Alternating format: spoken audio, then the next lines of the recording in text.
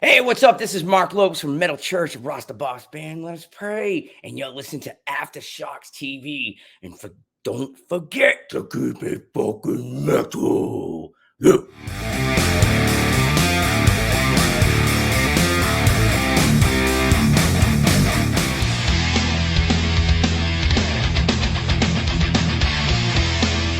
Power and the heaviness of Leeway, they just came on and the place started going crazy. I came from the streets of the Bowery, CBGB, but started going crossover with the addition of heavy metal members.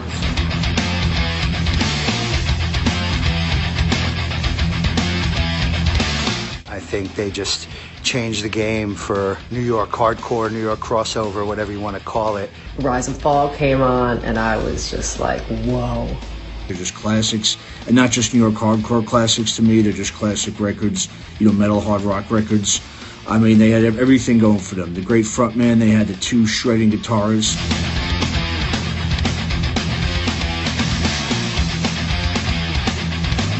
Leeway was the Berlin Wall between punk and metal. Huge inspiration to the band Enrage, my band. I was truly blown away. Again, coming from the standpoint of a metalhead, I thought it was cool, it was different, and it was definitely aggressive, and I dug it.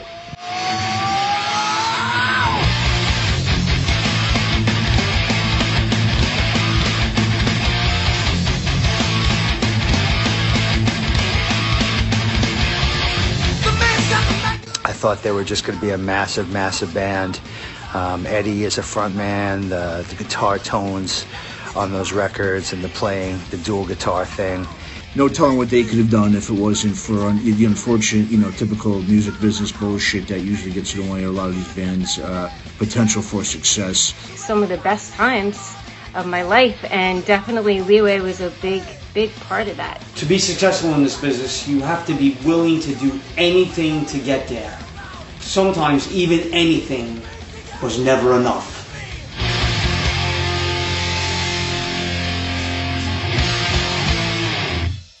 All right, Aftershocks TV, we got a great one for everybody today. This fine gentleman that's joining me today on this episode, is the wild-haired guitar maestro from the legendary New York City crossover Kings Leeway. He wants everyone to know that he sucks too, by the way. Michael Gibbons is with me. Mike, where does that come from, the Michael Gibbons sucks thing? It reminds me of that Primus sucks thing from back in the day. Yeah, it actually started way back in the mid to late 80s with my friend, you see it on Facebook, Rob Castoria. Uh-huh. We always used to outrank each other, like you suck, and he's a killer, amazing, great guitar player. So he played with Marauder. He toured with the Agnostic Front recently. He just wrapped up a tour with AF. He played with Marauder.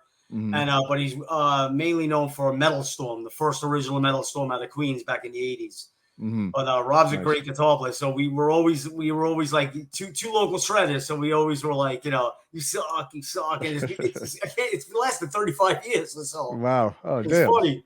So that's been going on for years. Okay, I just see it all the time with this Michael Gibbons sucks thing. I'm like, man, well, I'm just curious to where that came from. But anyway, man, so cool, Michael. Let's talk about it, man. We got, you just got the brand new documentary that just came out called Leeway, The Forgotten Ones. I'll be honest with you, man. Forgotten Ones. I mean, you think you guys are forgotten, or was it that a lot of people just didn't know about you because of all the shit you had to deal with profile and your management and all that shit? But just talk a little bit about the Forgotten Ones. How you came up with the name and how this came to fruition. Just go ahead and tell the audience. When I think about it, the name could have been a little bit more appropriate, but you're right, because it's not like we were forgotten. We weren't even known yet. We weren't even known enough to be forgotten. Mm-hmm. But in a way, it's sort of like a band that was just passed over constantly because of the people that we had that we did business with. Mm-hmm. The record label was horrible and our management was horrible. Mm-hmm. So we didn't have the opportunities presented to us that other bands had that, who went on to bigger things and better things and became a lot more well-known mm-hmm. than Leeway. Like, from the New York hardcore scene, the crossover scene, etc. So like the shirt you're wearing, Prong, for instance. Mm-hmm. You know, the Prong used to support us, open up for us all the time, and then Sure. you know they signed to Epic, and boom, opening for Ozzy. You know, supporting Ozzy on the U.S. tour, and you know the guys like Prong, Sick of It All, Mm-hmm. Biohazard, all these bands. Mm-hmm. Yeah. No, I mean, well, that's what I was going to say is because, I mean, you guys are still, I mean, you're making still fans. I mean, left and right these days because of those two classic records, Born to Expire and Desperate Measures. And, you know, I think it's one of the coolest things too about Leeway as a fan is talking with other fans about which record is better, right? Because they're both classic records. I think everyone really agrees. You know, anyone who loves Leeway knows that. I mean, they love both records. But obviously, it's really interesting. Like, you know, I mean, just the questions, you know, in terms of which one's better. I mean, it's always a great topic of debate. Personally, I'm a Desperate Measures guy. I know I'm sort of in a maybe the minority there because most people are all about Born to Expire, even though I love that. But I just think the songwriting was just a little bit better on you know, on Desperate Measures. I think just because obviously as a band you're growing together more. I know, you know, you joined, I believe, right before Born to Expire, right? So it's sort of like you had now more time to be with the band as well, to be more involved, I'm sure, with the writing and everything. What's your take on those records? What would you pick if you could choose one? Desperate Measures, without a doubt. Okay. You know, I participated in the songwriting and the composing, and you know, I was, you know, right before we recorded Born to Expire, I came into the band in September of '87. We recorded Born to Expire in November of '87. So these songs were already written and prepared. All we did was rearrange them into more of a crossover fashion. Okay. But like when I started writing the material for Desperate Measures with AJ, we geared it in more of a metal direction. I know that disappointed some fans originally, like the Born to Expire fans, but I wanted it to go metal because you know, metal was a much bigger scene. There was more chances of success if you were a metal band. You know, hardcore didn't have the hardcore didn't have the reachability or the audiences like heavy metal worldwide, you know? And metal just had such huger fan bases all over the world. Hardcore was just, you know, the local scene of each city, and that's great and everything, but, you know, Born to Expire was crossover, and, you know, Desperate Measures was definitely a little more speed metalish. Sure. Well, that's the thing. That's the other debate, right? Not only just which record is better, but it's also, and I don't think it should be a debate, but you know, but it's what is Leeway? Were they a hardcore, you know, band, or were they a metal band? And I've always said it shouldn't even be a debate. I mean, sure, there's many elements of hardcore in terms of, like you said, in terms of the speed and the energy and the lyrics. But you guys were just, to me, it's a thrash metal band, in my opinion, with a guitar prodigy who could do things on the guitar that not a lot of people could do, like yourself. And you had a great showman, a frontman in Eddie, you know, who could not just get up there and run around, but he could actually sing, which, you know, there's not many hardcore bands had all those pieces, you know, those skills to do all that. Like I said, maybe, you know, the Cro-Mags were a great band, but they didn't have a frontman like Eddie. They didn't have a lead guitarist like yourself. They were more punk influenced as well. Where, like I said, you guys were more, to me, you were more Prong Crumbsuckers than Agnostic Front and Cro-Mags. You know, right? Yeah. I mean, I just never thought of punk at all when the name Leeway came up, but, you know, so. Yeah. Well, Leeway originated from the New York hardcore scene by playing CBGBs first, and you know, they played to a hardcore audience. You know, as AJ and Eddie were former skinheads. You know, they lived that lifestyle, and that's great. You know. But, you know, when I heard the demo and I heard the guitar sound on Enforcer, I was like, wow, this band is a crossover band. I remember saying to the drummer at the time, you ever need a guitarist, you let me know. And a year later, I was in the band, thankfully. Oh, nice. Well, that's the thing, too. And the other thing, too, Leeway, was you guys were known for bringing, as I always said, the suburban metalheads to these shows, right? To a lot of the hardcore shows. I mean, that was the whole crossover thing, anyway, right? It was when you had the Oil and Water, the skin, you know, the you know, hardcore skinheads versus the long-haired metalheads, and you guys were one of those bands that really were responsible for bringing that together. You know, you guys were obviously really, I think the difference between you and a lot of other hardcore bands was that you guys were really big outside of New York City. You know, if you was Long Island or Jersey or upstate or wherever, just the outer boroughs is where you guys also prospered. Where I think, and a lot of the city bands, within New York City, were kind of they just wanted to play CBGBs. They just wanted to play in the local, more of the hardcore punk clubs. Where you guys really helped bring a lot of that crossover into New York and bring those suburban fans, metal fans, to hardcore shows, correct? Yeah, to an extent, like a lot of the hardcore bands wanted to stay within, CB's A7, ABC Rio, the Pyramid, and that's great, But when you say that we were well known outside of the city and in the five boroughs, you could have fooled me. I never in my life over all these years ran into people that have heard of Leeway. I'd run into guys and they'd be like, like where I worked for years, for instance, guys would be like, "Oh, I remember that hardcore thing, the Gorilla Biscuits and this and that and Cro-Mags. Yeah, you ever hear of Leeway? Who? No, never. See, we would never. We were like a cult following band. We were like Tool, we were like the Tool of New York crossover. Like you were a rabid fan, you either hated Leeway or you loved us. Mm-hmm. So, I mean, do you think that was part of it? Maybe it was just that identity because you guys were playing these hardcore venues and shows with hardcore bands, but you really were like a metal band.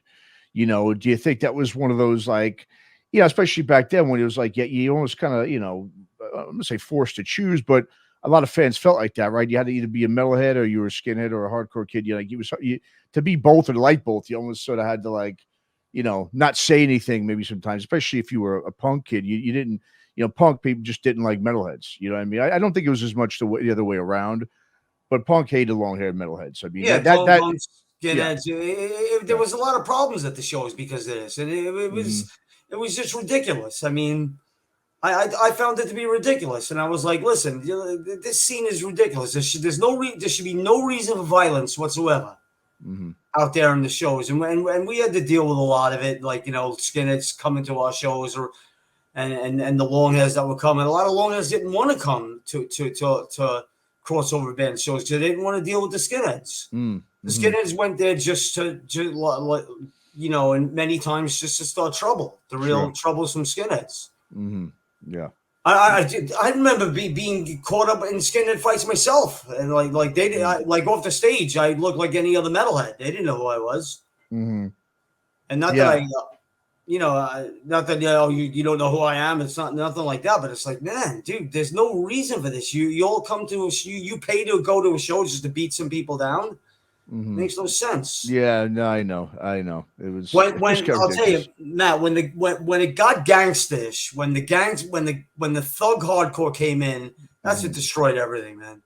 Yeah, I ran a little label here too, out in LA and stuff, and that got involved in that too, and that destroyed a lot of things. So, absolutely, I agree with that, and we'll definitely talk a little bit about later. I also want to get on to let's talk about. I know 35 years this January is going to mark 35 years since the release of Born to Expire, and of course both records, Desperate Measures as well. Were both recorded at the notorious Normandy Sound in Warren, Rhode Island, with Tom Soros at the helm there. Just the guitar tone on especially, obviously to start with Born to Expire, and of course that followed over to Desperate Measures. The guitar tone on those records, man, it just, it was something that obviously everybody was trying to replicate. Every other band was trying to go up there and do the pilgrimage up there and try to replicate that. And I was, telling, Eddie, when I interviewed him a few years ago, that, but my opinion, nobody though was able to get that. If you listen to all those bands that recorded their records at Normandy, I mean, they're great records. I'm not going to, I love all those bands, obviously, Sick of It All and all them. I mean, even this record was recorded up there too, Beg to Differ, but nothing to me had that tone that you guys were able to get off, get out of that, that studio. I mean, I don't know. So what was the secret to that? Was it that soundboard? I heard good things about the soundboard. Or was it you guys, you and AJ, just really just creating such a tone that was just your own that no one could seem to copy, even though they tried? It was definitely a combo. It was a soundboard, the Neve Studer console, or it was something. It was either a Neve Studer or something else, but we spent so much time on placement of the amps, twisting, turning, even quarter inch, like that. and mic placement and stuff like that until we had the perfect tones. Maybe other bands were impatient and they just wanted to. We spent hours twisting and turning and moving the amps into different corners and places like that, and you know, a half an inch, a quarter inch, a full inch, you know, moving the mic from one speaker to the next speaker and stuff like that. That's what really gets you a great guitar sound, and the acoustics of the place were great as well. So that combination is what gave us our sound. I mean, I agree with you. I listened to all of the hardcore bands that went up there after us, and I don't find their record sounding as good as Born to Expire, Desperate Measures. I just don't see it. But maybe it's the songwriting, different type of songwriting, or I don't know. You know. Yeah, well, I think it just goes to show. Yeah, it's not necessarily just you know, a piece of equipment or a producer or whatever that's going to get a specific sound you want. There's a lot that goes into it. You can't just go up to some place and replicate it. I think that's just what, you know, pretty much what those records proved is, you know, you can't replicate it. And you guys just, you know, really created just such an amazing tone on those records that just really is one of the best tones I've ever heard in terms of, you know, guitar wise. I mean, it stands out. It's just so thick and, you know, crunchy and just, you know, just unbelievable riffs, you know what I mean, with those tones. Thank you. And I mean, if we had and to compound that, if we would have had a record label that would have treated us properly and distributed the record, and you could find it in the stores, it would have sold a lot more, you know, because they were great sounding records. Absolutely. I totally agree. Well, let's get to the documentary, man, the Forgotten Ones. I mean, so, you know, like I said, I talked about, you know, you guys just being more of an underappreciated, in my opinion, or unnoticed, like you said, band because of all the management and record label issues. And obviously, you know, that's been out there. We'll get into it a little bit later, but definitely, obviously, that was a big factor in terms of why the band didn't get to the, you know, the level of success that you guys, you know, in my opinion, a lot of other people's opinions, including yourselves, would agree to that. But, you know, the first thing I noticed now with the documentary is, you know, the live footage, man. There's some great live footage that you got in this film of the band from the early days. I mean, was this film stuff that you had? Was some fans give this to you? Where did you get all this film? Because it's really cool, man. I mean, yeah. In all honesty, YouTube. The editor and I searched YouTube, and everything's on YouTube. Everything. Nice. Okay. I mean, I was like, wow, I remember that concert. That was cool. I remember that show. I mean, nice. People have uploaded stuff from California, from Rhode Island, from Germany in 91 and in 89. And it was like, wow, holy crap. From Europe, there's some clips of Europe, 89, 91. I was just like, wow, holy crap. We get everything I need is right here. Yeah. No doubt. So, I mean, talk about a little bit, Mike, about, you know, I guess the impetus here for putting this, you know, documentary together. I mean, obviously you know, this was spearheaded by you. Talk about what your goal was for this documentary, what you really wanted to show the fans and just show the public in general about the band, and especially those two records, obviously. I wanted to show the public in general, whether retired from this lifestyle or you're still active in it, like you're still listening to heavy metal, or you were once a heavy metal hardcore guy and you have a family now with 8 kids or whatever, and of course newer fans. I just wanted to let everybody know that there was once a band called Leeway that really was at the forefront and influenced a lot of other bands, and we never ever got the recognition we deserved, or we never reached the point that the band could have been a lot more successful than we were, you know. That's what I wanted to do, and I wanted to use it as a cautionary tale to newer bands. You know, like now it's harder than ever to become successful in this business with streaming. No more record companies, no more A&R. You know, no more signing bonuses, no more. You know, no more. You know, no more major distribution. I'm sure. I mean, you have Spotify and you have Pandora and you could Apple Music, but bands aren't seeing much money from streaming. You know, from downloading, fans downloading. What I heard Drake had 20 million to 50 million downloads and he sold $153 or something like that. Like that's like, oh my God, man. Yeah. I know, man. I wanted to use it as I had a different section to be used as a cautionary tale to newer guys, to newer bands. Okay. And it was edited out simply because I was told by the editor, look, Amazon Prime will pick it up if it's shorter. They'll pick it up if it's a shorter documentary. The shorter, the better. Oh, okay. Like the Billy Joel song, like The Entertainer. It was, if you want to make a big hit, so I cut it down to 305. You know, yeah. Like you know. Okay. It's just the way it is. Yeah.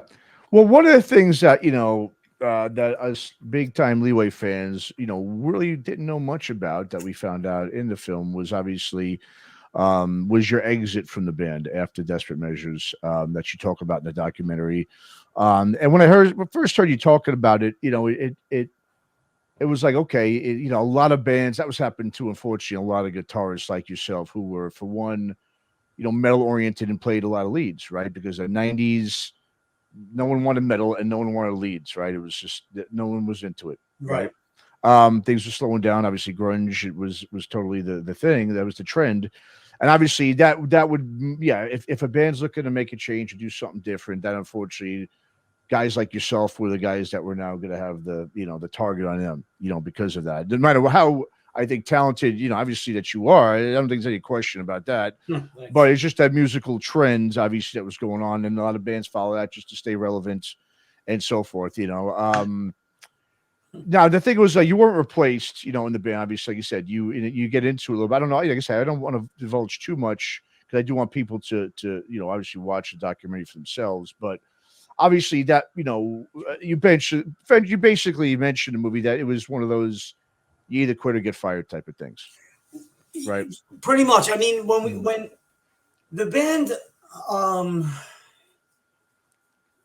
mean, I think this is my take on it. I think like AJ got so discouraged by what he saw going on. Like when we were in Europe in '91, these guys, Pokey, AJ, and Jimmy, all they were doing was listening to Temple of the Dog, Soundgarden, Nirvana, Nevermind, Pearl Jam, and stuff like that. And Eddie would be listening to his music, his hip hop, or whatever he was listening to. And I of course, I had my Walkman on with my Megadeth and Testament and stuff like that, and the stuff that. And when we got back, I mean, I noticed, you know, AJ was sort of marginalizing me. He wasn't accepting any of my riffs, or he was, you know, we got to do less leads, and I had no problem with that. I'm not trying to be Ingve here and the showman guitar player. We're gonna do less leads and this and that, and you know, and he's telling me, well, that riff, remember that? Yeah, I know you introduced a riff a while back. It's kind of old now, and you know, I just kept being told, like I just kept being marginalized and pushed out. And nobody actually fired me, but it was like, you know, when I spoke to the manager, they were like, yeah, well, you know, they pretty much want to go on with one guitar now. They wanted to follow suit like the Seattle thing. Everybody had one guitar in the band, and that's what happened. I think they took after the Seattle criteria.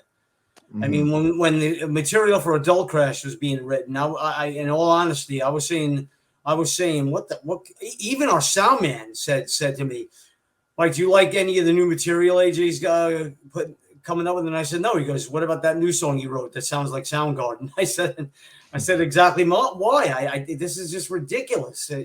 We're turning this band into a Seattle grunge band. I remember saying to AJ, listen, we should go back to Born to Expire. Let's go back to our roots and let's start over again.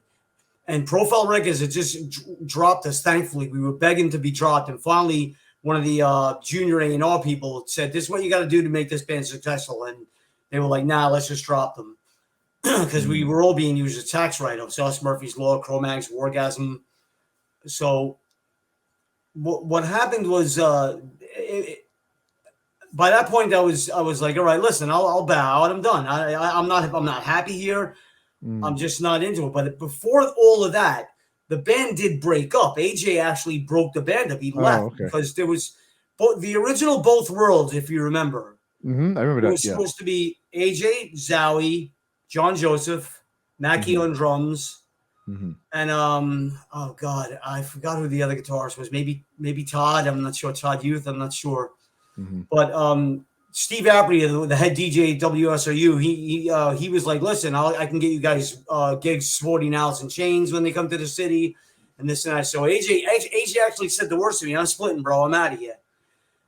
whatever, both worlds didn't work out in their spare time, and they reformed Leeway, and they just reformed without me. So I was like, yeah, better, more power to you guys, man. Mm-hmm. Now, do you think if you guys would have, like as you suggested, going back to a Born to Expire sound at the time, do you think that could have, because like you were just saying before, right? At that time, one of the things too is you started getting all the beatdown hardcore. That's what hardcore started turning into in the 90s, right? With Biohazard and the Gnostic Front's One Voice. It was more of a beatdown sort of, like you said, a lot of the urban really sound and influence in there. But I mean, and going back to a Born to Expire, as big as it was, again, music trending wise, maybe not. I mean, do you think that could have, I wouldn't say salvaged the band, but I mean, that was obviously your idea. Now, was everyone else on board with doing the grunge thing? Yeah, they were. They just wanted to go forward with the newer sound, the newer grunge sound. They wanted to keep it individual and original. Like as far as Leeway, they wanted to have their own impression, their own sound, but they would definitely follow in a grunge songwriting criteria. I mean, the beatdown hardcore is, when it came in, like, I remember Diana Darwin. She was a local journalist up here. She was Mike Gitter, the A&R man from WEA, his girlfriend. She actually, in an article, she said, she was just doing an article on how things were changing. And she said, things are getting going for the worst, this and that, this band, that band, and notorious Brooklyn thugs Biohazard. I'm sitting there like, whoa, that's not a nice thing to say. I mean, I knew the guys in Biohazard. They're super guys. They're great guys, man. And I was like, whoa, wow, they're not thugs. They're not robbing banks here. I'm like, Jesus, his sister. But like, that discouraged a lot of people. The tough guy stuff in Brooklyn, you best watch your back, and like 5 blocks to the subway, I can make it. Sure, New York was crime ridden. I don't even know if that's what the song is about, to be honest with you. But I don't mean to. I'm not calling anybody out here, and I'm not trying to start any nonsense but bands like Madball and Marauder and the whole gangster hardcore, to me, is what started bringing it down. It started making it like, oh man. I remember Marauder did a few shows with us, and I'm not even going to name the name. One of the guys had a 22 in his bag with his equipment. A 27. I'm like, dude, this is entertainment. This is music. What are you doing with that firearm here? This is ridiculous. Yeah. And I'll be honest with you, it's suicidal as well. When you see them with their blue bandanas with covering half their eyes, every time I looked at Mike Muir, I was like, gangster, he's gangster. Yeah.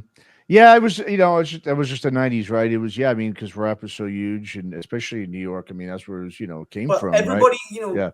Kids bought into it. Kids liked, every kid wants to be tougher than they are. They want to be like, don't F with me. I got my boys. I'll bust you up. And that exploded, and it got these bands really big. Yeah, no, it did, man. I mean, and it carried on to, other countries and so forth, where people were emulating that kind of, not just the attitude. I remember when DMS were called Doc Martin skinheads. Yeah. When they and look at them now, they're a worldwide organization. They're like Hell's Angels, Yeah. And I remember when they started, they were more like, I'm just being honest. Yeah. They were more like fighters at the shows. They were definitely, they were fighters. They definitely. I remember that. They got it. They started a lot of stuff at shows. They were fighters. I mean, the infamous Riot show at the Palladium with the Gnostic Front, when the bouncers didn't know how to handle a hardcore crowd because they never saw this kind of moshing and stuff. And the guys from DMS had enough of it. And they were like, fuck these motherfuckers. And they started attacking the bouncers, and everybody did. The crowd followed them.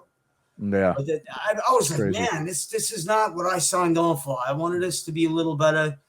You want to have a fight, you go to a bar, you step outside. That's the way it should, That's the old school. I know. That's the way we grew up. I know. Right. I mean, and today, but like, I was always like, man, this is what's killing this, that's what's killing this scene.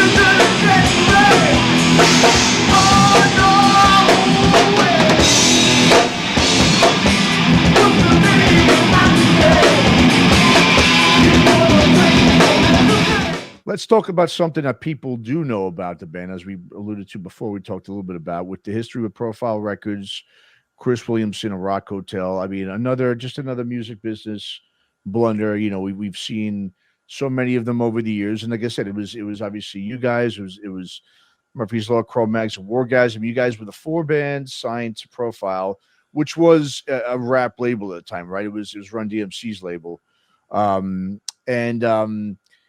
obviously, you know, just it's typical music business, right? I love the music business, but at the same time, it's the worst thing in the world, right? I mean, it just sucks that you've got, you know, I mean, music and money are like oil and water, art and money, just in general, or like oil and water, you know. I mean, just elements are just polar opposites, and so, you know, it's always hard to make those two kind of, you know, come together and coalesce and work. It's just a fucked up thing. You know, I remember, you know, in New York that time you had, was it Maze Records that did something similar to Biohazard and Sheer Terror with a similar sort of situation. Delayed records, already done in the can, ready to go. Takes a year and a half to 2 years to come out. You know, but there's been bands over the years that, you know, I mean, you've had Shadows Fall cover you guys. I know you did Market Squealer some years ago. I know some big, you know, a lot of course, like a band like Power Trip, you know, they talk about all the time what a huge influence Leeway was on them, especially Desperate Measures. They love. So I mean, what's your? I mean, do you take? I mean, as much as obviously you guys got screwed over, and you know, there's obviously, you know, I mean, Chris Williamson's obviously always going to be, you know, just a total scumbag because of what he did.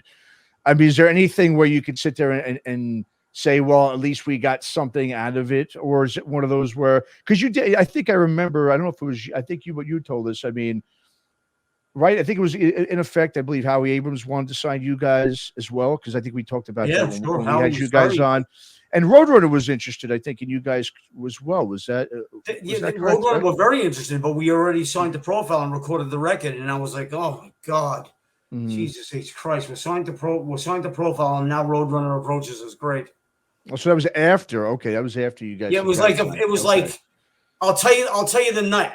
It was January 22nd, 88, when I spoke to one of the A&R guys. We were supporting Exodus at the Ritz, MOD and Exodus, and the Roadrunner record employee approached me. I can't remember his name. I don't think it was Psycho Abrams. I don't think it was Psycho. I can't remember who it was. And I was like, well, the record was recorded already. We recorded in November. He was like, oh, shit. Man, I didn't even know that. I was like, oh, this is fabulous. We wanted the record out by February of 88 because we recorded it in November of 87. And, of course, you know, it got delayed a year because Chris was shopping and looking for a deal and looking for the best financial deal for himself. Of course. Yeah. I mean, you mentioned two things. Oil and water, you know, like how like art and money, like oil and water and the music business. I wish I had the foresight to see that when I was younger. I really do. Yeah, Matt, I'm just going to be honest with the audience and the planet, the world, the Leeway fans. Am I bitter? Fucking A. I'm very bitter. at what happened at the success of other bands compared to us. I mean, I'm happy for guys like Biohazard who are friends of mine. You know, the reunion tour is going great. They're playing in monster crowds. That's great because they're friends of mine, and they hustled, they worked. Biohazard did work to get to what they were, but like to get to where they are. Like for instance, we never had those opportunities because guys like Chris Williamson held us down. He mismanaged us.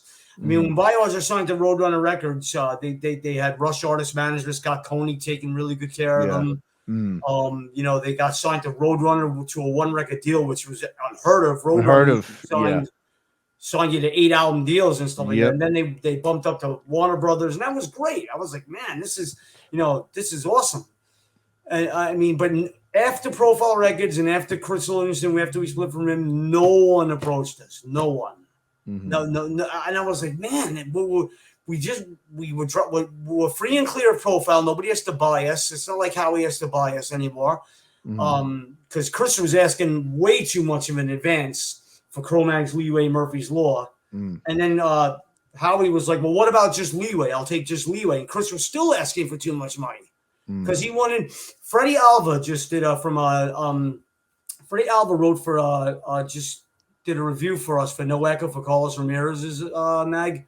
Okay. Freddie Alva's a local journalist up here. He's been writing hardcore books and doing reviews for 35 years. I can't remember exactly what he said, but it's on the internet. He worded it perfectly about Chris Williams. He worded it perfectly. I just can't think of what he used about how this guy's personal greed stepped in front of every band he was supposed to be representing. And it's so true. I mean, he really did not do us any favors. And I'm saying, I mean, everybody's passing us by. Everybody's going from nicer studios. Leeway is digressing. We're going from good studios in Manhattan to rehearsing on Wooster Street, like to going back to the Queen's Music Building. I'm like, what the heck? We're supposed to be going this way, fellas, not this way. We're digressing. This is horrible. Don't you see what's going on here? And I remember there was a gig booked at the Right Track Inn. Now, all due respect to the Right Track Inn and the bands that played there, you know, it's a starting point. The Right Track Inn, February's of Long Island on Hempstead Turnpike. That's where you start at these clubs.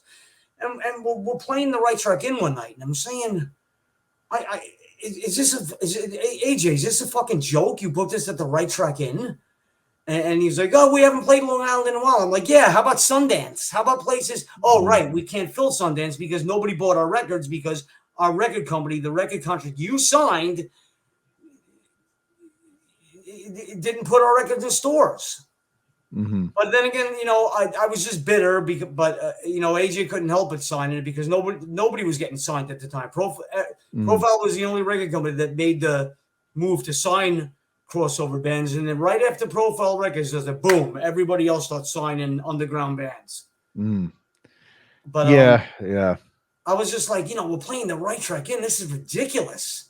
We and our management at the time was one of the roadies from Bad Brains. He started managing us, and it was like being managed by a rapper. He was a rapper guy. It was like it was like being managed by a fucking gangster, like a thug gangster, street gangster, not like a mafia.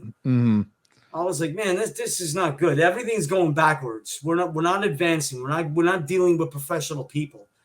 Like and the Right Track Inn gig was so funny. Like 10 people showed up because people couldn't believe that Leeway was playing at the Right Track Inn, a club where you start, where cover bands play, where 15-year-olds play, where you start, and people couldn't believe it. People were like, because the guy said, the promoter was like, I was getting hundreds of phone calls all week. Are you sure it's Leeway? The Leeway is playing at the Right Track Inn?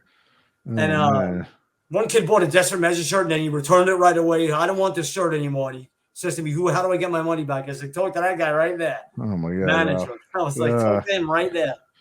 Oh, man. Yeah, it's just, you know, obviously, like I said, being for the band, man, I mean, yeah, you've got a cult following, but yes, it's got to suck, you know, just hearing these stories, you know, I hate hearing these stories because there is so many you know, unfortunately, there's a lot of bad people in that. I mean, just there's bad people in business in general, let alone Right. music I mean, business, some you know? people really helped their bands. Like Sick of It All went to East West, Atco, major label. Yep. Yeah. I mean, Prong, Epic, supporting Ozzy. Jesus Christ, man. I was saying to myself, imagine being on the road with Ozzy. Oh my God. I knew all the Randy wrote solos back then. I was like, shit, Ozzy, I'll play.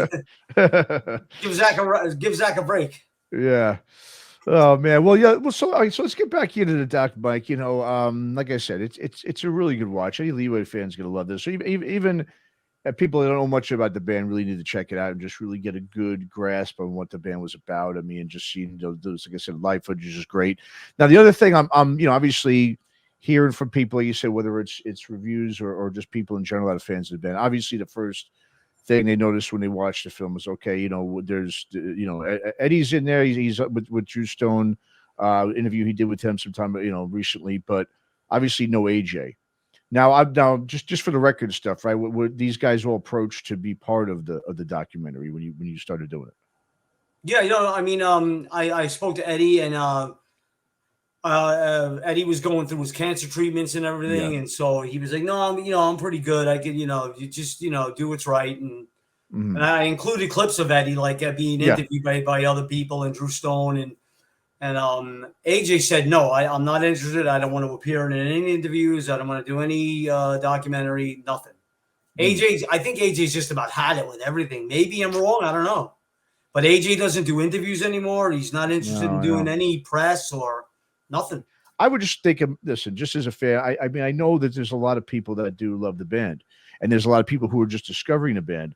And if you guys had ever, either, were able to like re-release the records or just do a reunion show. I mean, you guys obviously did the tour back in the mid 2000s to Europe. I mean, it's sad because I think there is some stuff there on the table for you guys now, now better late than never, but it seems like you're kind of, I mean, obviously you said Eddie obviously is, fighting super hard through his cancer. He's alive and kicking, and he's kicking ass with it. And I'm sure he would do that in a heartbeat. He's still going out there playing shows with Eddie would, yeah, sure. Yeah, but it's really surprising me. The other guys really aren't interested, especially AJ, because this is his baby.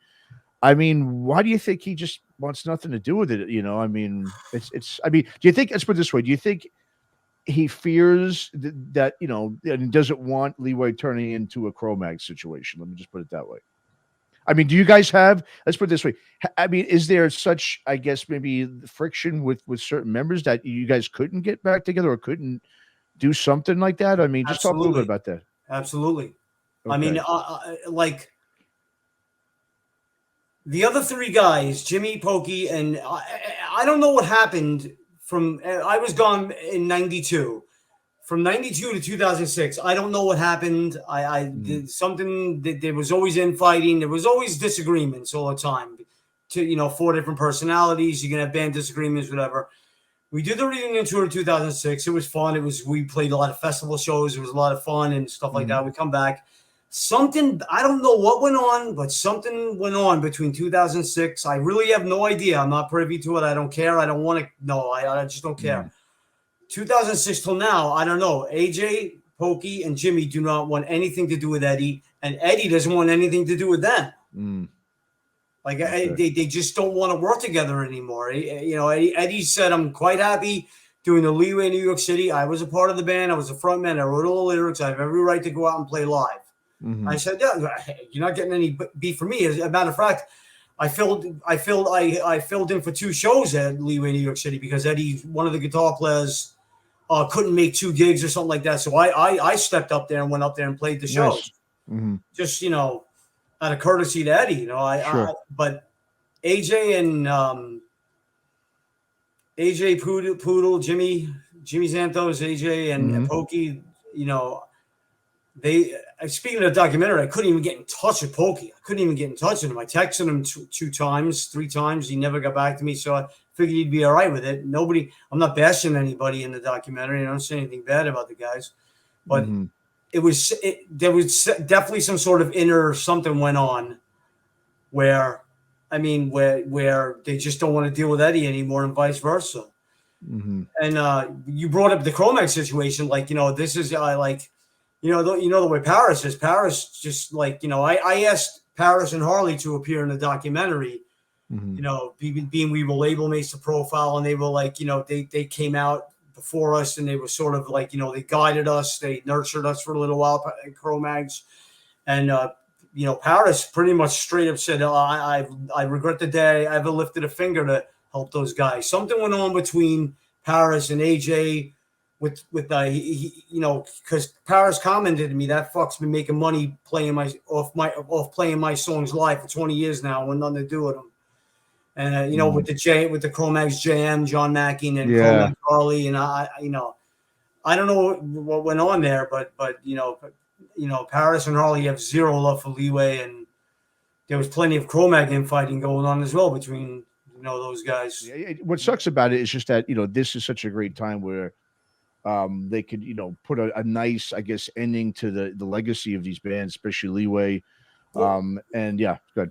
I'm sorry. We'll see what the future holds. You can never say never. Yeah. Like you mentioned, this is the 35th year Born to Expire has been on the planet. It could have been the 36th year if Chris would have let the album just come out on Profile. And same thing happened with Desperate Measures. It was delayed a year. We recorded in April of 90. It didn't come out till June of 91. By that time, the buzz of the band dies down and it's over. You know, it's like, but anyway, we're trying to get the original rights back from Sony Music.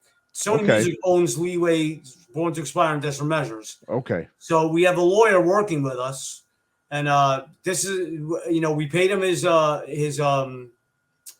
it was a small fee just to get him to get this happen. If they release the tapes, the master tapes, and the publishing to AJ, then we can shop for another deal, maybe. You know, if somebody wants to do this right and put this record out the right way and do it, you know, properly. Yeah, I mean, especially with, you know, with just the you know, resurgence of vinyl. I mean, I don't know what, you know, fan of the band wouldn't go ahead. I mean, I'm a vinyl collector, but I know plenty of others too. It's like, I mean, to have those records on vinyl, you know, remastered or whatever you want to do, you know, whatever, just repackaged would be just, you know, obviously a great, you know, not just, like I said, it'd be great for everybody, you know what I mean? Fans, for you guys, I mean, everybody, just to really put a good, I guess, you know, stamp or ending on the band. You know, I mean, I think you did a great job in the documentary, you know, capturing, like I said, really the essence of the band.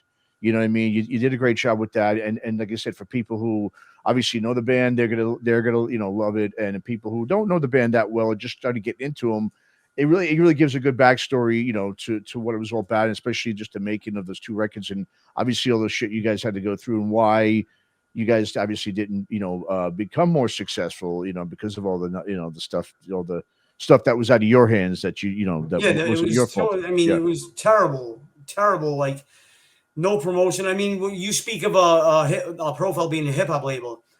We were in the Profile Records offices one day. I was waiting downstairs. Eddie was upstairs. I drove him in for something. I forgot.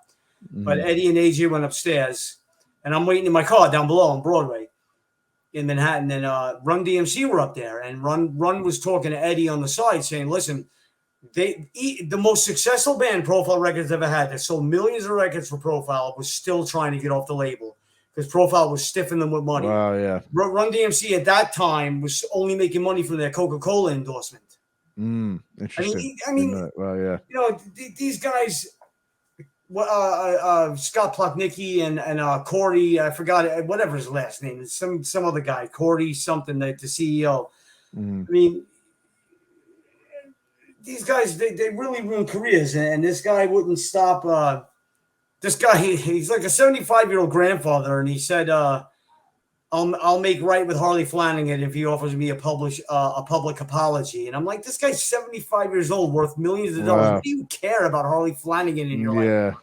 You want a public apology from Harley Flanagan, and then you'll stop releasing the record? Like, it's weird, because Harley didn't want Profile to. Harley sent out a statement a few months back. Nobody buy this record from Profile. Don't buy the new Age of Coral re-release. Don't do it. Yeah. I mean, you're a 75-year-old grown man, and you want a public apology? Yeah, that's kind of pathetic. Yeah, there's something wrong. Well, I mean, I think there's something wrong with you in general when you're sitting there profiting. You know, I mean, I think what they did, obviously, a lot of labels did this, especially with, you know, they did it with hip hop, anything that was urban based. You know, they knew, you know, a lot of these kids were, you know, musicians, whatever, weren't, you know, from let's put it this way, they were, they grew up through tough times. Yeah, sure. A lot And of them. especially like the hip hop guys. Exactly. And so it was easy to, they got some talent. We could fucking totally fuck these guys over and basically make, a fortune off their music. You know what I mean? We just, and that happens so much. And it's like, there's obviously, I don't want to get too deep into it. The bottom line is, yeah, it's an unfortunate thing, obviously, that you guys just didn't, get anything. I think what sucked for Leeway more than anything wasn't even so. Obviously, you guys made no money off anything, but you didn't even get the notoriety, or you said that you deserved. You didn't get the record out there. You didn't get the tour support to go out there and really push just push the band and keep it going. You kept getting fucked over from all these these long delays. Like you said, both records were just took forever to come out. Just a very unfortunate thing. But the good thing is this documentary, I think, really just puts a positive spin on it. You obviously address all of that, but you also talk about the good things, the celebratory things of Leeway too. And the thing is, like, it's easy to get mired in all the negativity and all the shit that happened to you guys. But when you think about all the positive, all the great music you put out, and like I said, there are so many prominent musicians out there that know of and really, love the band. And, yes, maybe not some of your just generic fans, maybe don't know the band, but all the real prominent musicians and fans out there, they know who Leeway is. They know what a great band you guys were. And I think that, this documentary really does justice to it. Now, just in terms of back to the documentary, obviously people could go ahead and they could buy it on Amazon Prime, right? That's where it's available right now, Mike? Right. Correct. Okay. It will be available on other search engines and on other streaming services like Tubi and Freevee, but it takes a little longer for them to pick it up. Amazon Prime usually gets it quick. Quickest. Okay. Yeah. Now, so how long? I remember, like I said, when we talked back, some years ago, I know you wanted to do this and you were working on this. Putting this together. Was it? This is obviously the first time you've done something like this. What I mean? So talk a little bit about just the process of it. How difficult was it? Was it? Like I said, it's not easy, obviously, doing something like this, getting all the footage and just talking to people and so forth. Did this come kind of smoothly, or was this kind of a difficult process for you to go through all this? It wasn't that difficult, thankfully, because I had such an excellent editor, Mike Belmont from Belly Up Productions. He works on Blue Bloods. He's a local guy from Queens. He lives in Ozone Park. And thanks, Mike. Nice. If you see this podcast, I'll definitely send you the link. Thank you for all your hard work and everything. He made it so smooth, this editor. He just made it everything. He's the one that got it on Amazon for me. He submitted it to all the Tubi Film Hub that submits it to everybody else. He made it happen. I never did this in my life. And even Drew Stone commented in a private message to me. He wrote, amazing. I said, he goes, who directed it? I said, Drew, I don't know. There is no director. I put up my iPhone and my Olympus camera, digital camera, in two different spots. And I just started talking. Yeah. That's why it's so hard to hear me. And I'm sorry in advance, everybody. I had the radio playing, but I was just talking about what went on. And speaking of horrible management, we never even got our manager at the time. He never even got he was never able to get us endorsements, like musical instrument endorsements and stuff like that. And everybody's getting endorsements and moving on and going farther. And I'm sitting there like, AJ, what the hell is going on here, man? Mm-hmm. Well, the other thing you mentioned too, in the documentary about yourself, is that you were you're always the guy getting in trouble, right? Out of all the guys in the band, you were the guy speaking up. You're an Irish guy, right? So you got that fighting Irish spirit. You ain't gonna let someone run all over you. So that's probably, I think, one of the reasons too why, it's got to be difficult for you. And even maybe this documentary is probably pretty cathartic for you. You know what I mean? Just getting your story out there. I know you've been wanting to really just get, not just that your story, but get the story about the records and all the history of it, but really also talking about your, piece within the band too, especially because, like I said, you kind of got sort of pushed out in those early, in the early 90s there. So this must have been pretty cathartic, I would assume, too, for you, just so that people, instead of you just going on Facebook and talking like this or talking on a podcast, here it is with a nice, 1 hour, almost an hour long film for people to watch to really just kind of see or get at least your angle of really what went on back there. I mean, was this pretty cathartic for you doing this? And do you feel kind of better now? Like, now that it's out there and people are hearing the story, I'm sure you're getting a lot of great feedback, obviously, about it. So it's I would think it's pretty cathartic. Yes or no? Well, I mean, yeah, I'm hoping to get a lot more feedback, to be honest with you, but okay. There's a lot of people that, I've been getting nothing but great reviews on it, but there's a lot of people that aren't buying it, aren't renting it, aren't, stuff like that. I mean, I just wanted people to know that there was a band that existed that was an excellent band that I got into back in high school. When I first heard the demo, I was like, wow, if you ever need a guitar player, that's how good the band was. It piqued my interest, Mm-hmm. I was, at that time I was listening to Metallica and Exodus and Megadeth, and boom, I heard this Leeway thing. I was like, holy shit, this is excellent. Mm-hmm. And I just hope I hope it gets a lot more streams. I mean, I'm working with a publicist right now to try and promote this as much as possible, but I'm hoping that this streams a lot more and people rent it. It's $1.99. No, it's nothing. Cheap. Yeah. Mm-hmm. Yeah. I mean, it was just the experiences, like when yeah, I mean, I'm good with it, but I'm just hoping it becomes. If say this thing flops and nothing ever happens and no one cares about it, and Amazon Prime drops it a week from now, I'm just going to be like, you see, another Leeway thing. Well, like I said, I think the only reason why people wouldn't, maybe give it a fair shot of it, just because you don't, like I said, maybe AJ's not in it, and you know how it is too with with the scene. I mean, you always have these different factions in New York, the New York scene. I mean, just, friendship, like little cliques, right? So you might have a clique that's, well, AJ's done it, I'm not going to watch it. You know what I mean? Kind of thing. Yeah, sure. That's just going to happen. But I think, like I said, that's why I'm just, I'm having you on here. I do want people to watch it because it is a good, and the bottom line is if this guy didn't want to be in it, well, that's their decision, right? You decided to go ahead and do this, and they could have been in it, and they decided not to. I'm glad, just as a fan, that and I know a lot of fans are, that there's something out there now, where there wasn't before. It's funny how you mention that because I reached out to a few other people, like that were in prominent bigger bands in the late '80s, early '90s, and 3 or 4 of them were like.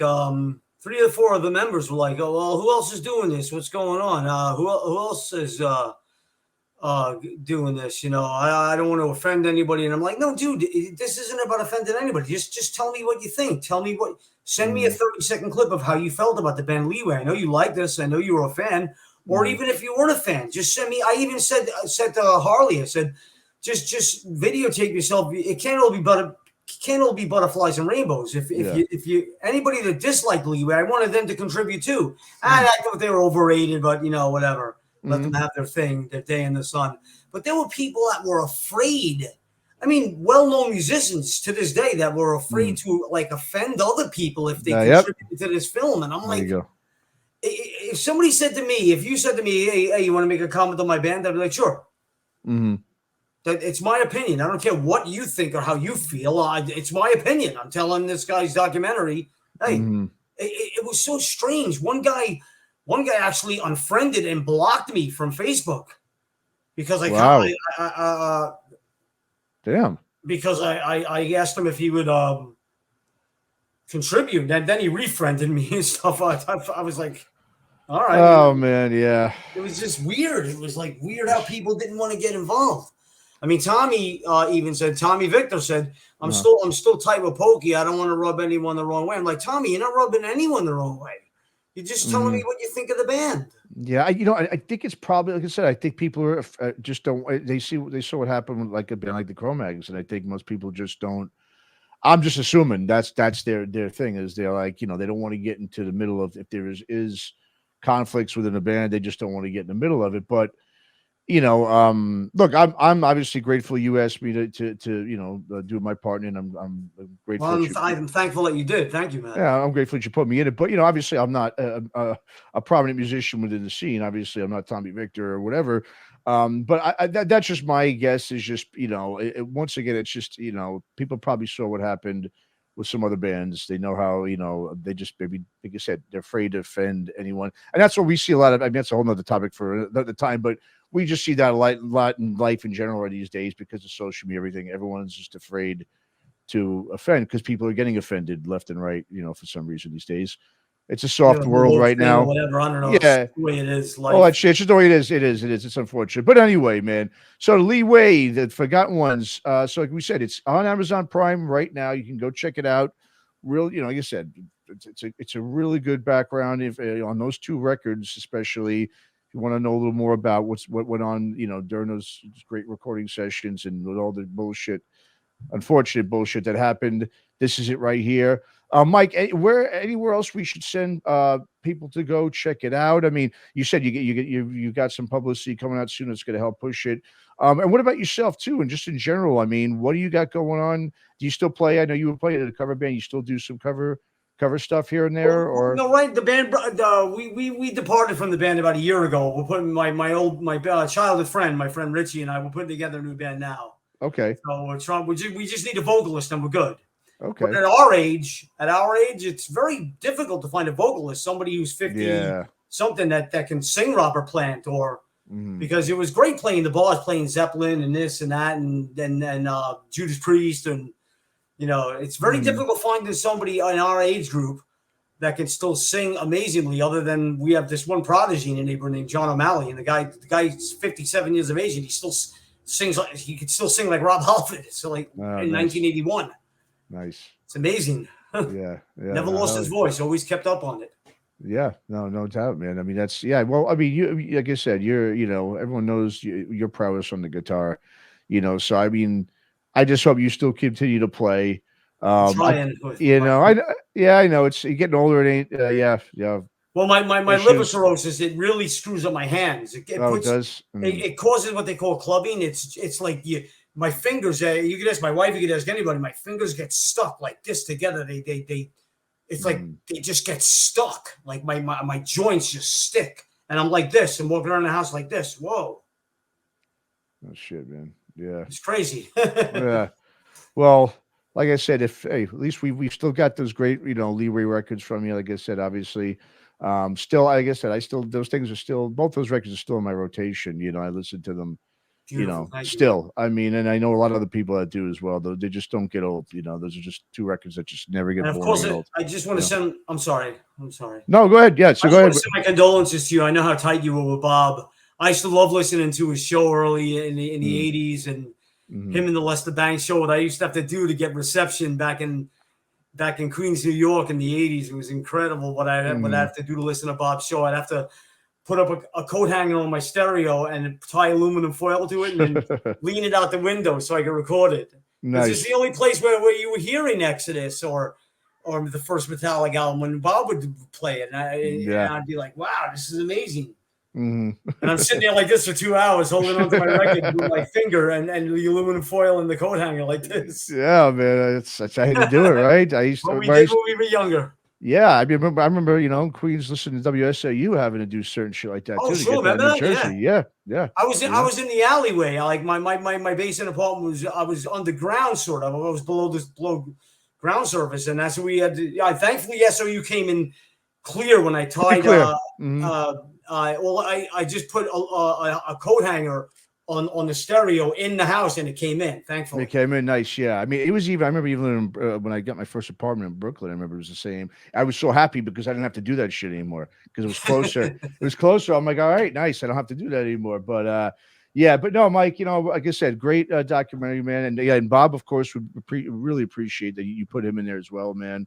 Because he was a fan of the band as well, and and that was the thing too. He always talked about Leeway was on the West Coast, too is interesting because he had a bunch of buddies that kept saying the name Leeway. I think it was because when you guys toured with the Bad Brains, it definitely made out there. It definitely made an impression on a lot of the fans, and So there is, you know, I mean, even when I saw Eddie here about 4 years ago when he came out here with the Leeway NYHC, you know, there was a good amount of fans out there, you know, that came out on it was like a Wednesday night too. It was the middle of the week, you know. So I know you might not see it maybe, you know, as much as you think, but there are more fans, I think, of the band than you realize. It's just, and I think this documentary, like I said, we've been waiting, you know, as fans, we've been waiting for something like this for a long time. There's something on the band, someone to do something, and I'm glad you did it, man. And I just encourage everyone to go check it out. And yeah, any last thing you want to say, Mike, before we wrap this up? Again, appreciate you coming on and talking about it. I just want to say thanks for having me, Matt, of course, and all the fans that are out there, if you know that are going to tune into this podcast. I really appreciate you hanging on all these years and supporting the band all these years. I'm very thankful for that. I always loved the fan base. I'm very thankful for that. Yeah, well, and like I really want to say thanks to everybody. Yeah, no, and thanks, Mike, and we appreciate it, man. And yeah, we'll definitely, on behalf of the band, because I know the rest of the band feels the same way.